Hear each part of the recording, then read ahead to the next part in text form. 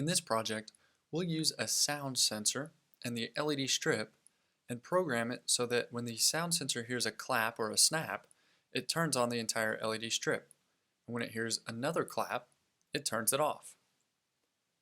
Anytime we're using the LED strip, we want to include the LED strip.h library.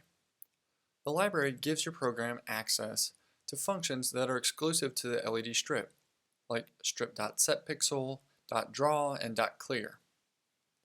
We also need to name the LED strip, and I've named mine strip, and complete this LED strip function.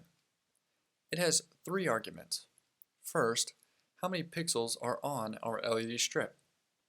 Second, which pin of MakerBoard is plugged into the green wire of the LED strip? And third, which pin on MakerBoard is plugged into the blue wire of the LED strip?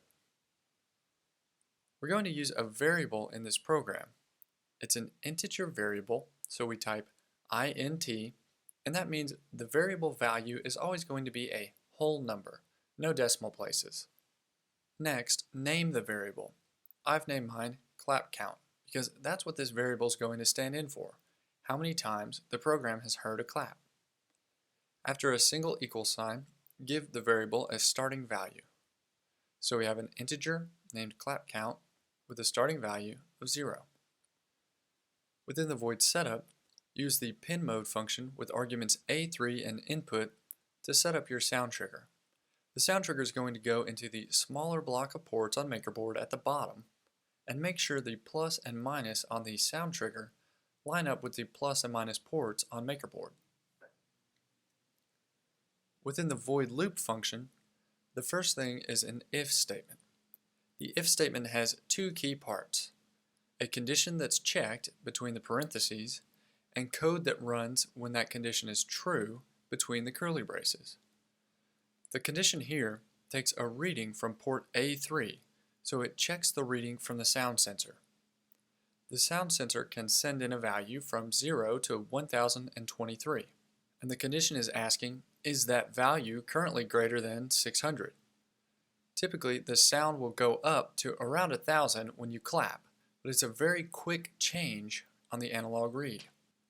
If the analog read is greater than 600, then we'll use clap count plus plus to increase the value of the clap count variable by 1. This plus plus just means that clap count equals clap count plus 1. So if it was 0 when we created it, the first time the analog reading goes above 600, clap count will equal 1. On line 20, we have an if statement. And this if statement has a condition checking if the clap count variable is equal to 1. And remember, when we're checking if 2 things are equal, we use 2 equal signs. If clap count is equal to 1, the code between the curly braces will run, and that's a setPixel function with 2 arguments. The first argument is which pixel or pixels do we want to light up on the LED strip, and we're going to use the strip.all argument here so that we're lighting up every pixel on the strip. The second argument is the color value we want to show on those pixels. We have a range of color values from 0 to 299, and 200 is green. The draw function sends the set pixel data to the LED strip and displays it. When the condition of this if statement is not true, the program is going to skip the code between its curly braces, and it's going to fall to this else statement. The else statement will run every time the condition of the if statement above it is false. So here, if clap count is not equal to 1, then we're going to set clap count equal to 0 and use the clear function to wipe any color off the pixels and the draw function to send that clear data to the strip. Each time the void loop runs, it's going to run the actions of either the if statement or the else statement. It will never run both sets of actions in one void loop. When the code reaches the end of the void loop with this closing curly brace, it will jump back up to line 16, take another reading from port A3, and check is that reading greater than 600. If it is, clap count will increase by 1, then the code will fall to this if-else statement and decide which path to take, either setting all of the pixels to 200, green, or setting all the pixels clear and resetting clap count. So if clap count starts at 0 and you clap, meaning that the analog read from A3 goes above 600, clap count will become 1.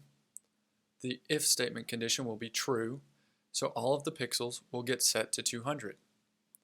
The next time through, if you clap again, the analog read of A3 will be above 600, clap count will become 2, the condition of the first if statement will be false, and so the code will skip it and run the else statement, resetting clap count to 0, clearing the strip, and then displaying the cleared strip.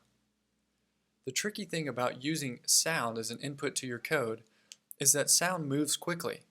If you snap your fingers, that noise may last for less than 1/10 of a second. So we can't have any delays in this code, or else we might not catch a snap or a clap.